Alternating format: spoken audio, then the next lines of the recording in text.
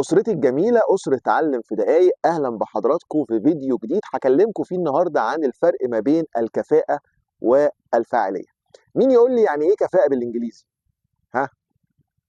efficiency، برافو ممتاز. طيب ومين يقول لي يعني إيه فاعلية بالإنجليزي؟ هايل، effectiveness 10 على 10. طيب هكلمكم عن الفرق ما بين الاثنين، الكفاءة والفاعلية أو efficiency and effectiveness. لما أقول على حد ده إنسان كفء يبقى efficient، لما أقول على حد ده إنسان فعال يبقى effective. طيب الكفاءة بتجاوب على سؤال إيه؟ الكفاءة بتجاوب على سؤال how، كيف، الطريقة، التاسك دي أو المهمة دي أو الحاجة دي أنا بعملها إزاي؟ بعملها في وقت قد ايه؟ بعملها بنسبة دقة عاملة ازاي؟ الطريقة، البروسيس والخطوات ماشية ازاي؟ كل ده إجابة على سؤال هاو، ازاي؟ طيب الفاعلية بتجاوب على سؤال ايه؟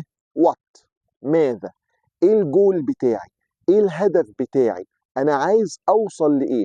او بمعنى اخر نبسطها كمان اكتر، الفاعلية دايما بتتكلم عن الديستنيشن، والكفاءة بتتكلم عن الجيرني.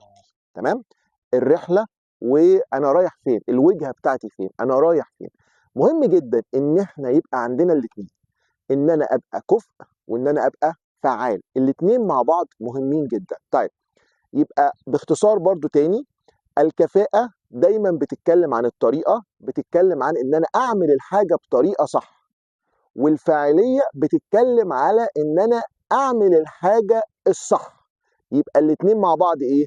اعمل الحاجة الصح صح، فرق الالف واللام. هديكوا شوية امثلة برضو لطيفة في هذا المجال.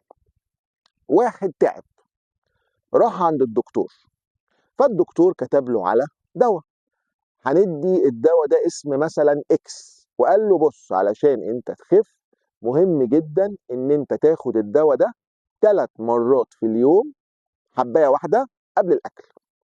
فجه صاحبنا اشترى الدواء، تمام، واخد الدواء اكس، فهو هنا فعال، اخده 3 مرات في اليوم، قرص واحد قبل الاكل، فهنا هو ايه؟ كفء وفعال. ده كده 10 على 10، وان شاء الله يخف بسرعه.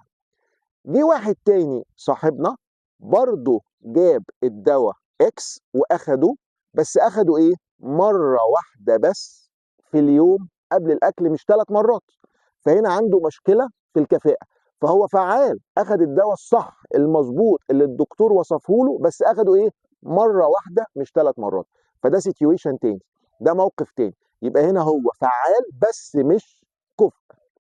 جه واحد بقى تالت، قام راح الصيدليه، فالدكتور قال له دواء اكس ده مش موجود، فمع نفسه كده من غير ما يستشير الدكتور راح جايب دواء تاني اسمه واي مثلا، تمام، ودواء واي ده اخده برضه مره واحده في اليوم. فدواء واي ده ممكن يسبب له سايد افكتس او اعراض جانبيه، ممكن ياثر على صحته بشكل ايه؟ بشكل يبقى سلبي. فهنا هو لا فعال ولا افيشنت، ولا افكتيف ولا افيشنت، لا كفء ولا فعال.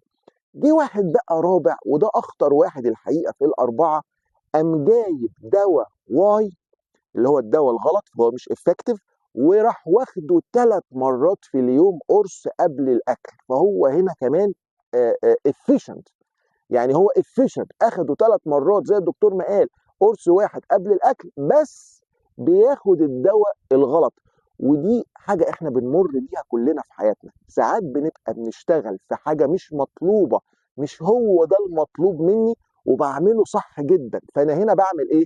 بحرق، قاعد بحرق وقاعد بعمل في حاجات مش هو ده الجول، مش هو ده الهدف، مش هو ده اللي مطلوب، وشغال فيه بضمير، وشغال فيه وبعمله صح جدا.